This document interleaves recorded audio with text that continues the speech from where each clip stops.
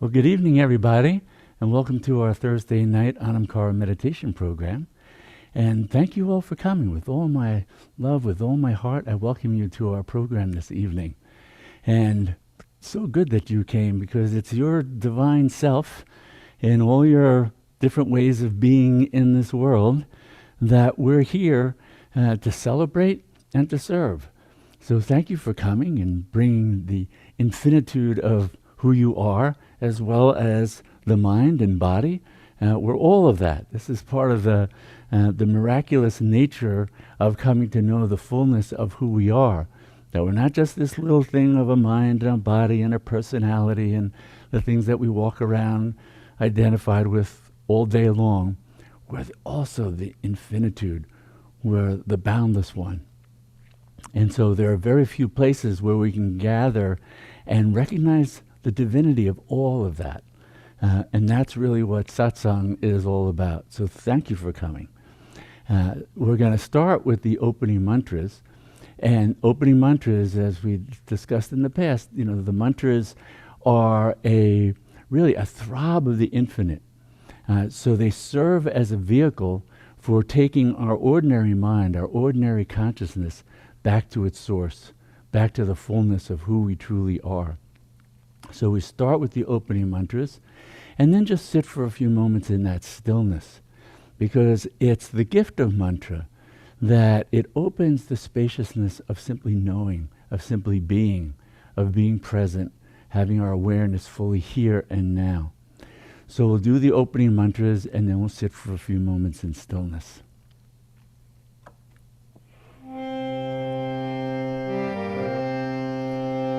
Shri Mata Kali Devi Ki Jaya Gajananam Bhutam Ganari Sevitam Kapita Jambu Palacharu Bhakshanam Umasutam Shokam Vinashatarakam Namami Vigneshwara Parapankajam Shri Ganeshaya Namaha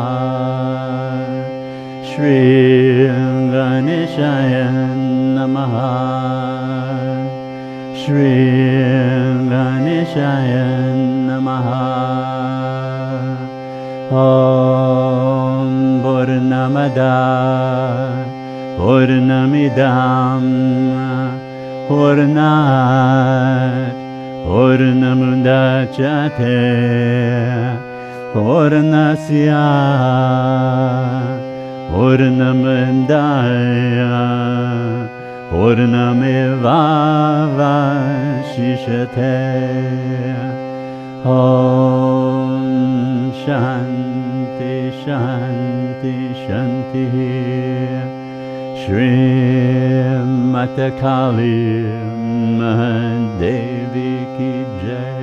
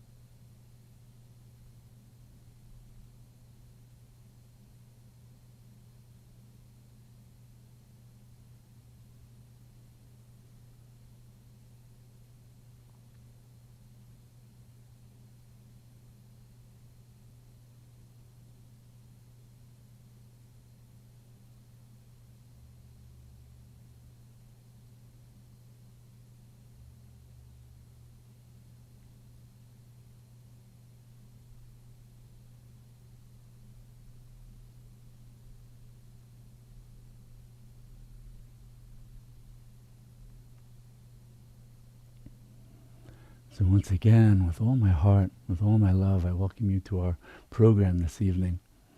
And so here we are, April 1st, It's the start of a new month, and so we start the month by going into the truth, the highest truth. And so tonight is a night that we get into talking about Dharma, Dharma meaning in a general sense, the practices, the understanding that informs the different practices that we do and offer. And one of the things I wanted to talk about this evening comes from Kashmir Shaivism. And Kashmir Shaivism, it's just something that I speak about many different times and have written about as a system of understanding really the magnificence of what creation is, from the boundless infinitude all the way down into the contracted forms that this earthly domain represent. And Shaivism, as a non-dual philosophy, embraces it all. There is no separation. There's the divine and the not divine. It's all the divine. And we understand it more like analogous to, water vapor condensing and becoming water droplets. It goes from this spacious form of vapor, like air, condenses to become a drop, and then it can condense even further and become a solid as ice. And really what changes is the state of that matter, but the matter is all the same. It's all water. So the non-dual tradition of Kashmir Shaivism really looks at the infinite becoming the finite in a similar way, by kind of contracting and condensing, but never, never losing its essential nature as pure consciousness. And that understanding also then informs how we do practices. So I was going to get into a bit of that from Kashmir Shaivism, and a particular text that's very useful to study if you want to know more about this on your own is one of the foundational texts of Kashmir Shaivism is called the Shiva Sutras. And Jaideva Singh is a translator who did just an exquisite job, both as a translation of the sutras and their commentaries, but also fills in a lot of the understanding that Westerners might not have about the whole system of that philosophy, so that we can really understand what's being spoken about as we go into this. And it's a collection of sutras. Sutra means like a short, dense, sometimes called a pithy statement. So it's full of meaning, but condensed and easily memorized, because these were oral teachings. So sutras, across whether it's in the Buddhist tradition or yogic tradition, Hindu tradition, sutras were also a part of how knowledge and wisdom was passed on, that they were in these formula that you could memorize, but we wouldn't necessarily know all of what needs to be known from that formula, from that sutra. So that's why a teacher was always indispensable, sort of expand on what that was really carrying in such a statement. And so the Shiva Sutras is a collection of sutras. And it's a collection that's divided into 3 sections. That's important because it's divided into sections that have to do with our effort. How do we approach? How do we make use of practices? And it starts out actually with the highest of the means. These are called upayas. So the highest approach, and it's called anupaya. And it really, the word means the no means mean. And so it doesn't actually write about that because there's nothing to practice. But it's a recognition that some people over lifetimes and lifetimes of practice may come to the teachings or a teacher so ripe that just hearing the word, they go into the state of enlightenment. So there's not a means that's identifiable in that moment. They've come to the fruit of their practices over lifetimes and then into that state of sahaja samadhi, this living state of enlightenment. So that is sort of set aside, and then the 3 sections of the Shiva Sutras are aimed at, okay, so what's the level in which we can actually engage? And there it starts out with the subtlest. It's called Shambhavupaya. And then it goes to there's several sutras on that. And then it goes to Shaktupaya. That's sort of the in between. Sometimes it's called beta abeta, separate and non-separate upaya. Separate meaning we have a sense of separation from the divine, but we also have a sense of being connected or united with the divine. So Shaktupaya. And then the most concrete form of practice is Anava Upaya, also called Beta Upaya. Beta means we're separate. So if we're in a state of being separate, feeling separate, the divine is something, I don't know where it is, what it is, we're feeling disconnected, then that approach to practices is exactly what we want to do.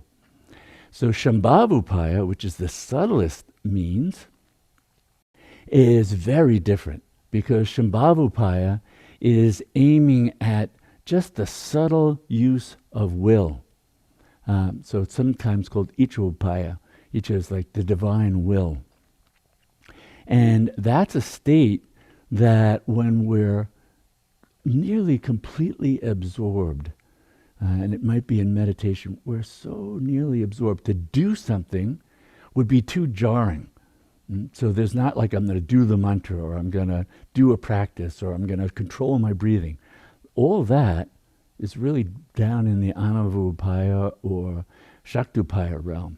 Shambhavupaya is this subtle shift, the subtlest of subtle shifts of awareness, so that that last sense of any kind of veil dissolves. And really it's dissolving as a result of the infinite doing whatever needs to be done in that moment. There is no ego presence going, I'm going to do something now. Again, that's a grosser level of doing, and that comes in when we're in the Shaktupaya or Anavupaya. So the three upayas are a way of understanding how do we make use of any particular practice. Because, for instance, we talk a lot about mantra, and taking, for instance, the mantra Om Namah Shivaya, this throb of the infinite, this sound form of the divine. Well, on an Anavupaya level, on an everyday level, we repeat it. Om Namah Shivaya, Om Namah Shivaya, Om Namah Shivaya. Helps keep the mind centered, helps keep the mind away from thinking stuff and being engaged and involved and identified with things that don't serve it. It's a very kind of concrete and almost mechanical way of doing that. Now, at the same time, when we're doing Om Namah Shivaya, Om Namah Shivaya, and if we're sitting in meditation, then we're also practicing an awareness. We're using the mind and saying, oh, we do the mantra with the awareness of Shivo'ham, Shivo'ham. I am Shiva. I am the infinite. I am the auspicious one. I am the boundless one. So that's kind of a mental attitude that we're holding and cultivating, even while the mind or even the body and the tongue and the breath are doing Om Namah Shivaya. We have this Shaktupaya realm of practice going on.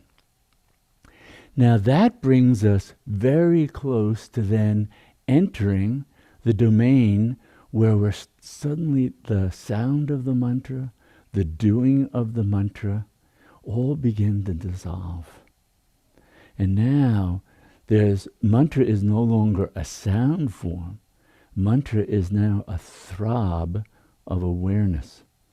No longer has that grosser sort of word form of Om Namah Shivaya. There's this repeated throb of the awareness of I am Shiva.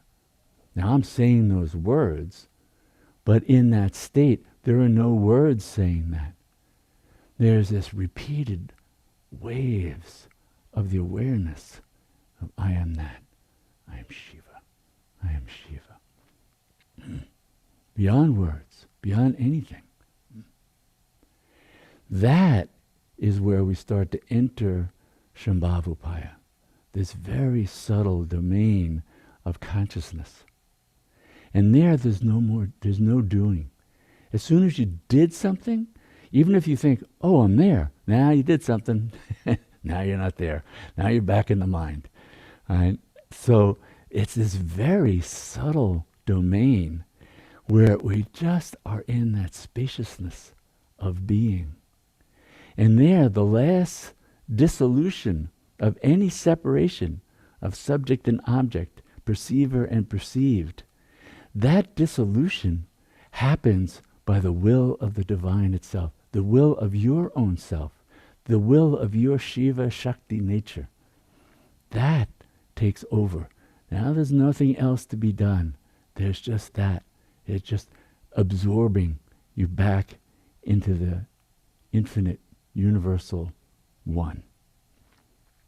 So the upayas and understanding the upayas is also a way of helping us to know, well, if I'm in a particular state, I want to do the practice that's appropriate to that state. If we're in a state we've been running around, the mind is a bit frazzled and this and that is going on, we can't suddenly go, oh, I think I'll do a Shambhav Upaya practice. No. You'd start out with an Anava Upaya practice. That might be Hatha Yoga. That might be breathing. That might be a walking meditation.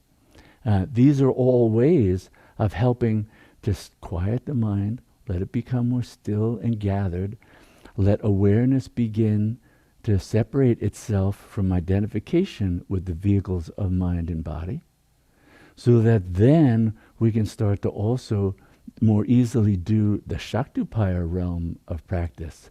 That's where we're practicing the identification, the awareness of I am that. It might be the Hamsa awareness, Shivo'ham, Shaktoham, Saham, different ways of incorporating that really awareness itself into the practice so that it's informing that practice. Until finally we're in that state where we can just be dissolving into that. Now clearly that means that's a state where typically we're seated in meditation. There's no doing of the body even required. So when we look at the Shiva Sutras and how they're divided up, they're divided into these sections that are then talking about these different upayas and different means of understanding. So we're not going to go into all the depth of that, but to just look at even the first sutra of each section is actually, they're connected to each other because they give an understanding of, to begin with, what's the highest. So in the first sutra of the first section of the Shiva Sutras, it's Chaitanya Atman, Chaitanya Atman. And it means that the nature of the self is pure consciousness. That is the truth of who we are. That absolute consciousness. So in Shambhav Upaya, we come to know that. We come to know that directly. That means getting free of all the things that typically bind us. Our identification with the mind, the body, thoughts, the roles we play, the relationships we engage with, the activities that we do, the work we perform. Think of all the things that engage our sense of identity, and then we get caught there. So this is saying, no, your real nature is the infinite. You're the boundless consciousness, this alive consciousness. So it starts off with that. Know that that is the root, and that never changes. You can get identified and have the sense of being limited, but your boundless nature is never changed. So that's what's in the opening mantras as well. That's what we're invoking in Om Purnamada Purnamidam Purna Puramadachate. From the infinite comes the infinite, and the infinite remains. What's the infinite? That's you. That's your sublime nature. You're infinite, boundless in your nature of consciousness, boundless in your love, boundless in your compassion, boundless in your joy, your rapture, your ecstasy. These are irreducible qualities of that infinite nature of who we are. So really the Shiva Sutras are also talking about, well, how do we go from that to this ordinary experience. And it also makes it clear that what happens is brought about by that same Shakti, that power of consciousness that knows it is the infinite, Swatantriya Shakti, unimpeded freedom, the power of unimpeded freedom of consciousness to create, to do everything. Well, that means it also has the power to create limitations. It has the power to know limitations. Well, in order to do that, what does it have to do? It has to impose limitations on itself. It has to, in a sense, go, oh, okay, here I am, the infinite. How am I going to know what it is to be finite? Well, the first thing I have to do is I have to avail my infinitude. So Maya Shakti, the Shakti that creates the power of consciousness, that creates limitation, that creates what is measurable. Maya literally means measurable. So when we are going from the immeasurable, the infinite, to the measurable, that happens by the very power of the infinite to create finite experience. It's also why the mind alone cannot regain that. The mind didn't create the separation. The infinite created the separation. The mind is the result of that action. So Maya Shakti, when in creating limitations, then creates the subtle body, the mind, the physical body, and then all that comes with the karmas, the actions and consequences of actions that happen as we act through mind and body. So the Shiva Sutras are also explaining how this extraordinary process of the infinite becoming finite and then recapturing its infinite nature again. Not recapturing it is not quite that right, because it never lost it, but the illusion of having lost it gets dissolved again. And that's what it means to come back to our infinite nature. And that cycle of becoming forms and identified and limited by those forms, those limitations, that's called savriti. That's taking on form. And that's an evolutionary cycle that takes thousands of lifetimes to course through. And then there comes a time when it's time for the finite consciousness to begin the process of returning to its infinite nature, to knowing that once again. That cycle is called nivriti, the shedding of forms, going beyond forms. That's when we really get engaged in practices that will take us beyond the identification with the mind.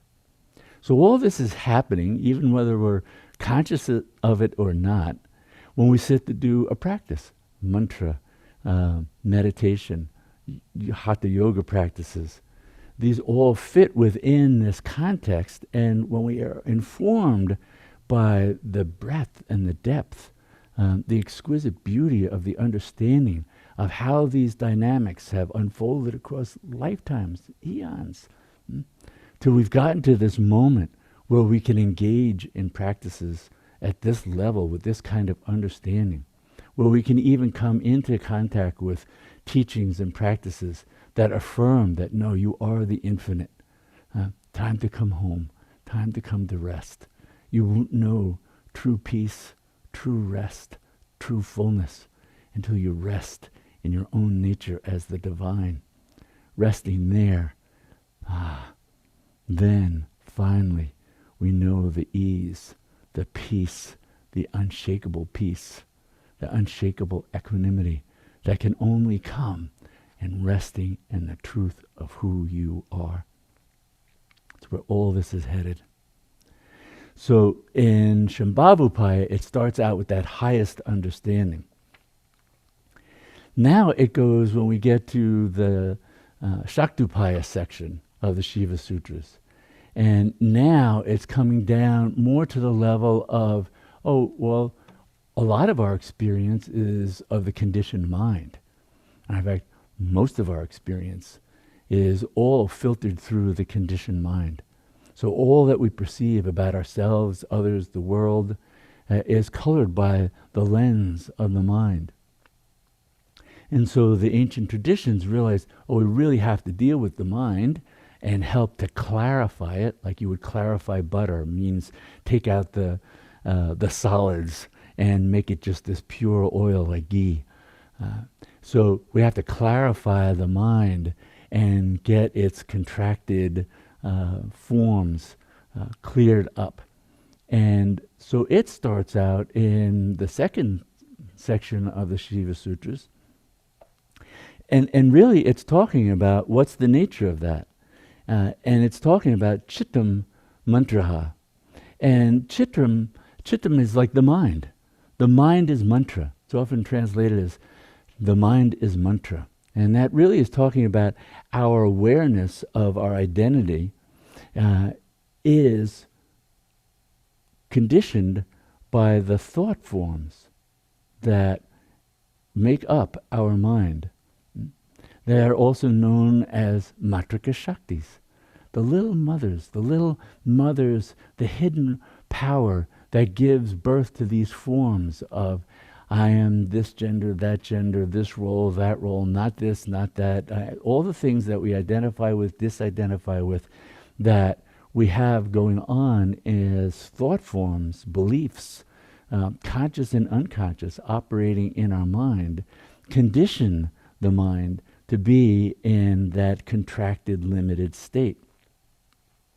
But it's also talking about that when we can get absorbed in mantra itself.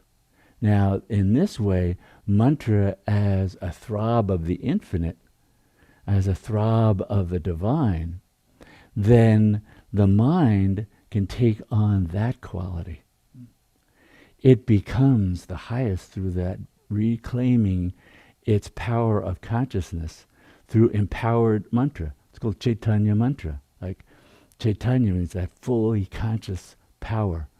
So, for instance, Om Namah Shivaya, Om Kalima, Om Taritam Soha, mantras, empowered mantras that come through this lineage, that have that resonance, that frequency, that throb of the infinite, that then can help our mind to become attuned to that's our nature. That's already present within us as our own self.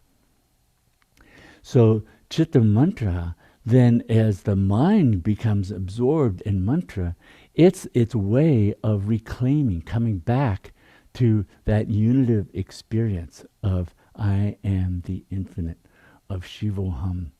I am Shiva. I am the auspicious one. So now it's talking about how that happens on the level of Shaktupaya, is that conscious practice of I am the mantra, because unconsciously our mind is creating these separations all the time. That's that person, not me. I'm this person, that's that. It's always separating things out. It's divisive by nature. That's, in a sense, that's the role of the mind, was to create divisions, to create things that are finite, measurable. It's the outcome of Maya Shakti's play, her creation. So it's going to go around labeling things as small, as separate, as different.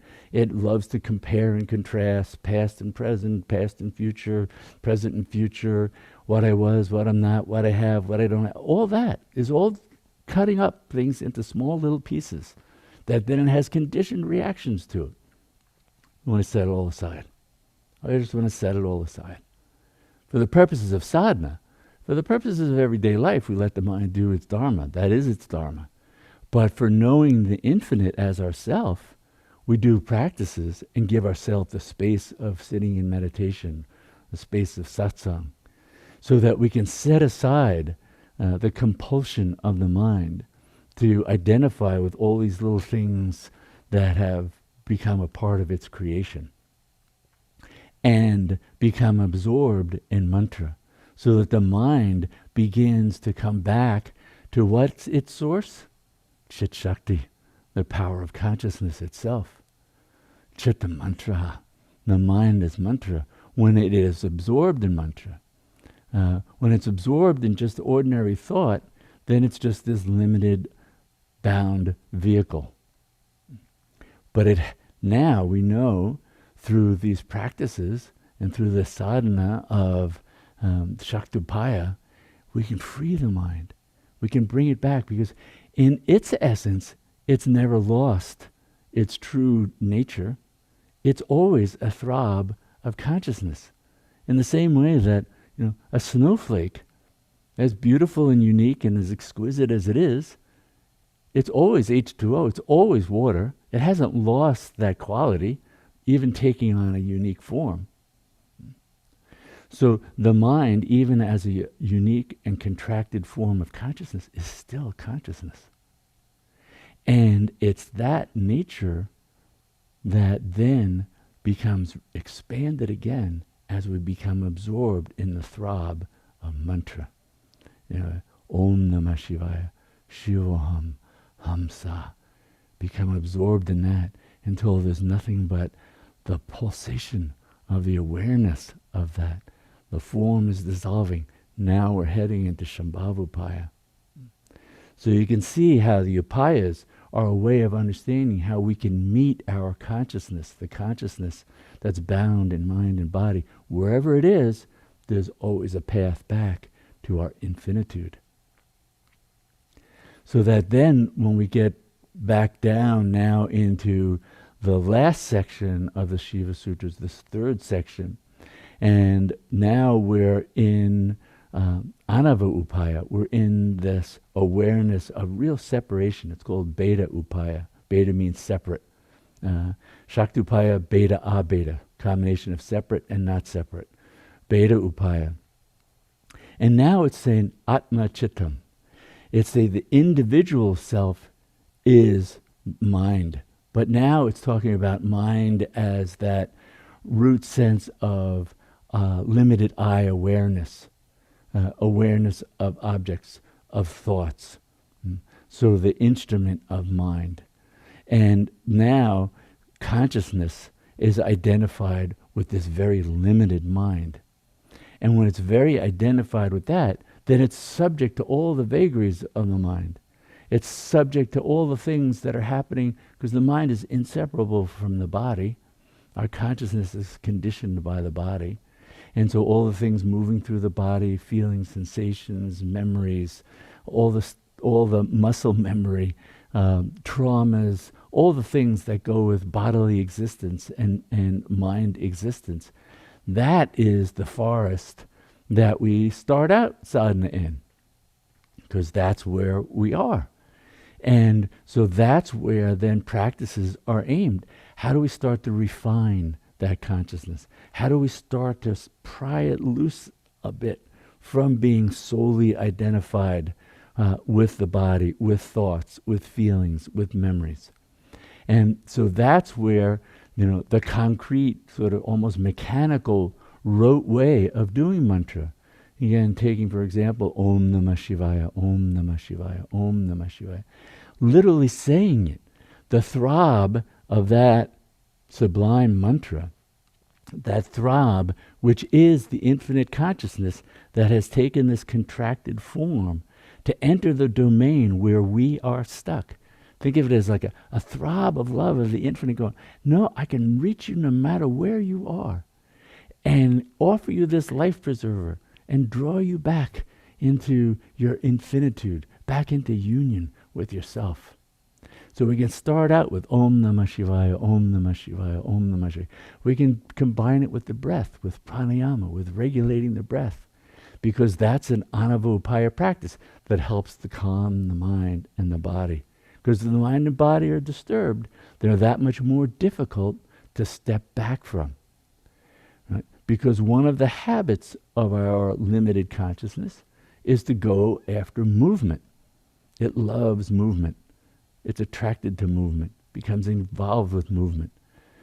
So one of the things that all meditators encounter when they try to be still, this mind's compulsive habit to look for novelty, for movement, to create movement, to create an itch. There's no itch there. Suddenly it's itchy. It's got to move. Breaks up the monotony. Right? all of those patterns that are being cut through by simply sitting and pulling awareness back. And it almost feels like a mechanical, concrete, reeling it in, coming back to mantra, coming back to just the breath. Nice physical sensation for the mind to rest on, to practice, letting go of all the other things that it had been engaged in, become solely absorbed in the breath, and then solely absorbed in the mantra with the breath. And now it's becoming quieter and quieter. And in that quietness, in that greater stillness, not still yet, but just the quiet that begins to open, we begin to have that ability to watch in the same way that you may be watching the screen now, or your eyes are focused on something. There's you and that object of your perception. Now we're training our consciousness to look at the mind as an object of perception. That you are not the mind. You have a mind, but you're not the mind. You have a body, but you're not the body. You can watch them. You can look at them with great love, great compassion, with patience and kindness, but not as who you are. Certainly not as what you're limited to being. We've stepped back. We've gained some space of freedom to step back and step back and step back. And so that's how Anuvupaya begins to calm the mind and the body, begins to open some spaciousness of awareness so that we can watch with some detachment, some ease, so that we can then become more engaged in the Shaktupaya component. We can be doing the Om Namah Shivaya, and start cultivating the awareness of, I am that. I am the mantra. I am the throb of this energy. I am a pulsation of the infinite. I am that. I am Shiva, the auspicious one that has taken the form of mantra, that has taken the form of mind and body. I am this boundless one. So now we're adding Shaktupaya, even while we're still doing some of the Anuvupaya. We might be regulating the breath, allowing the body to come to rest in stillness. So you can see how the upayas lead us from the most contracted state we might be in, step by step by step, to come into the domain of awareness. It's totally free. It's already present and free. It's not something the mind creates. It's something that it finally can let go into. Let go, let go. We change states by letting go. How do you go from the waking state to the sleep state? Do you do anything? No, you have to let go of doing. If you're doing, you're keeping yourself awake. It's letting go. We have to let go to go into sleep. And then the first state that we're entering, we start to enter the stage of dream sleep. There's still doing of the mind, but now the body is quiet. We have to let go even deeper to go into deep sleep state. Now we're in that state of the void. That in the yogic tradition that's called the causal body. That's where Shambhavupaya operates. The cause of the expanse of mind and body is that negation of the infinite nature of who we are. When it's first negated, the light of the infinite goes dark. That's why it's experienced as darkness. The light of consciousness that was illuminating itself as the infinite and embracing all that is goes dark, so that it can then create the experience of being finite.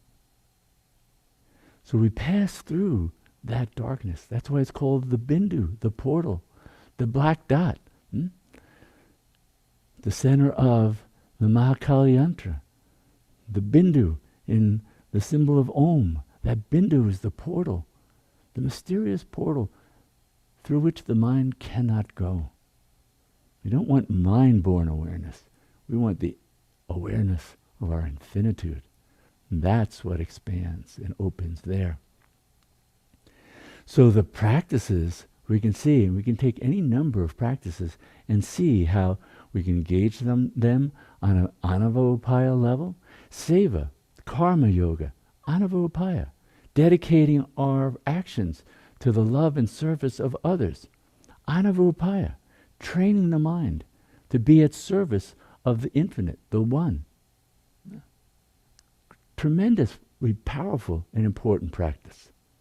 All the practices can be seen as extending from this sort of grossest, most concrete level of action, anavopaya, into shaktopaya. They're the service. Now we're going to serve by knowing our infinite nature, our boundless nature. It's like Buddha knew that he was going to best serve humanity by reclaiming his Buddha nature, being completely awake and aware to the boundlessness of love, compassion, kindness, wisdom, and joy, to walk that into the world, to transform the mind and free it of all the conditioned patterns that inhibit it from being able to then be a vehicle for your highest nature coming into the world. The mind has gotten conditioned to be a vehicle of ignorance, a vehicle of lacking, wanting, needing, driven. We want to free it from that so we can serve the boundless one, yourself, your divine nature, God within. That all happens through the practices as they transform body, mind, consciousness, to bring us to know the truth of who we are, right here, right now. That truth is always present, has never changed, has never been broken. Coming home to that is the aim of all the practices, to rest in that. So when we chant the mantra Om Namah Shivaya, Om Namah Shivaya, means I bow to the divine within. And so to rest on the meaning is both an anava upaya practice as well as a shaktopaya practice. To begin to dial into it as a throb of infinite consciousness that goes beyond just the meaning of words. Now we start to enter into shaktopaya. We begin to feel that awareness, the throb of shakti, of power of consciousness, as it might move through body and mind, and start to dissolve the wrong understanding of the mind, of I'm not this, I'm not the one, I'm not united with the infinite, I'm just this poor little separate being trying to make it through the world. No, that's not who you are. That's not who you are. Come home to your infinite nature. Then let that inform your actions. Let that open the doors to your heart. You're a boundless ocean of love. The generosity of being so full and inexhaustibly full. You can give all yourself away. And never be diminished. Never lack. Never want. That's the truth of who you are.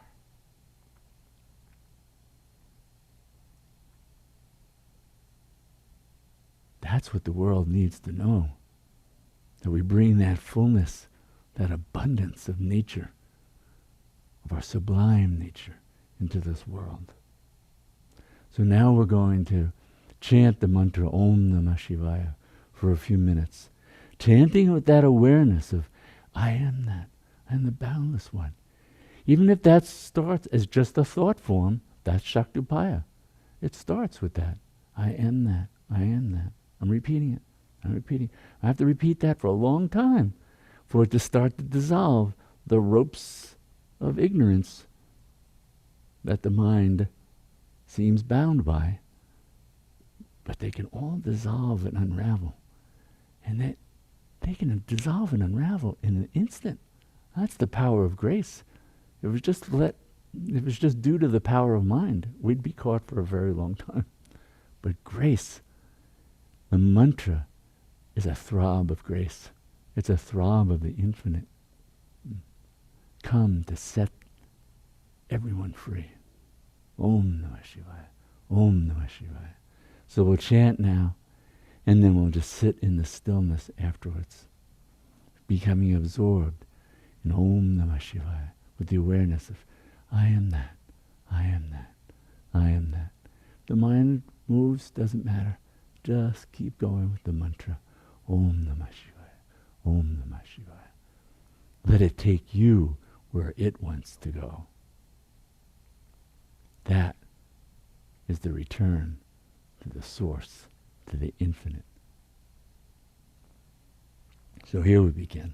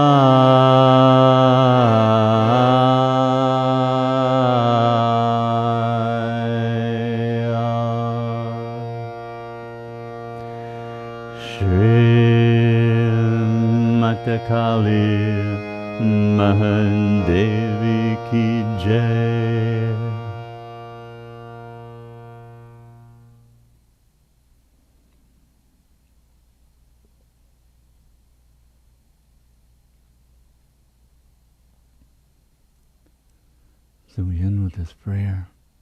And may all our practices truly benefit everyone. And may all beings know complete freedom from suffering. Namaste.